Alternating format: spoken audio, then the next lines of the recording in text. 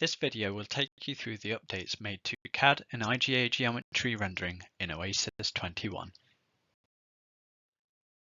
For several versions now, Primer has been able to read in and render models consisting of CAD and IGA geometry. The rendering process for such geometry involves splitting surfaces up into many points and triangles, or trias, similar to standard FE models.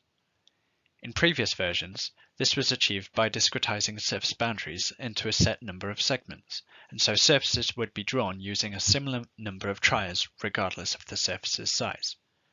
In some cases, this could result in a lower resolution of curved features, as not enough trias were created, whilst in other cases this could result in slower graphics due to the excessive number of trias. For Oasys 21, this process has been improved to, instead, discretize curves and surfaces based on a set of sizing criteria. These are the minimum and maximum lengths for a segment or tria edge, and the amount by which a tria can diverge from a surface.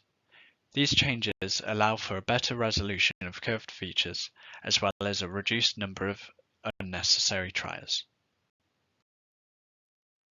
To highlight the changes, here is an example model being read into Primer 20.1. Not enough trias have been generated when rendering the surfaces, and so the curved features have a faceted appearance. For the same model read into Primer 21, the resolution has been greatly improved, and the surfaces appear much smoother.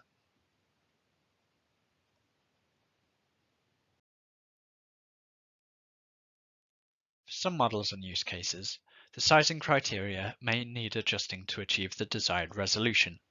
For example, when using the CAD functionality of the pedestrian markup tool, for which it is important to represent the vehicle geometry accurately. Control over the sizing criteria is available through the Display Options panel, or via a set of preferences. The sizing values are relative to the overall model size, rather than explicit lengths, so they can be applied to different models regardless of scale. Further improvements have been made to the error reporting for surfaces that fail to render. Previously, many error messages could be reported for a single surface. These have now been consolidated into a single summary message listing the total number of surfaces that have failed to render. To make it easier to visualize surfaces that fail to render, a preference can be set to automatically highlight the failed surfaces in a separate model. This preference is turned off by default.